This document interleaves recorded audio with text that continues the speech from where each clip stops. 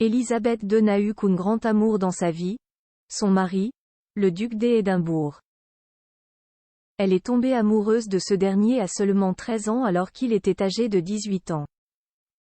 Ils ont échangé plusieurs lettres d'amour lors de son service militaire avant de se marier en 1947. Élisabeth II et le prince Philippe ont fait chambre à part. La reine et le prince ont toujours été complices, comme l'ont confié de nombreux témoins au fil des années. En public en revanche, ils n'ont jamais été affectueux, respectant ainsi le protocole. Le prince Philippe était d'ailleurs tenu de toujours marcher derrière la souveraine. Pure People a remarqué une anecdote sur la vie de couple de la reine dans la biographie Élisabeth II, La vie d'un monarque, aux éditions Équateur, de Sally Bedell-Smith.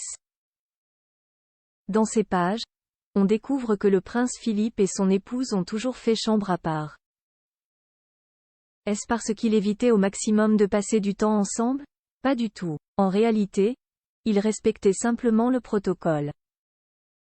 L'auteur raconte ainsi: les couples aristocratiques ont toujours eu des chambres séparées. Cela évite d'être dérangé par des ronflements ou par des mouvements de jambes un peu brusques.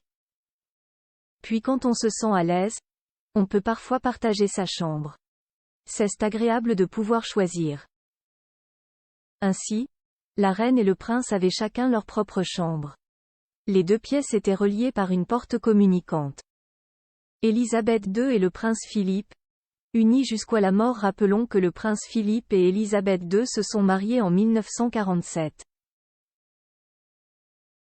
Ensemble ils ont eu 4 enfants: Charles, Anne, Andrew et Édouard. L'époux de la reine l'a accompagnée durant ses nombreux déplacements officiels tout au long de sa vie avant de finalement prendre sa retraite à 96 ans, se retirant de la vie publique. Il est décédé en 2021. Un an plus tard, la reine Élisabeth II s'est également éteinte, à l'âge de 96 ans.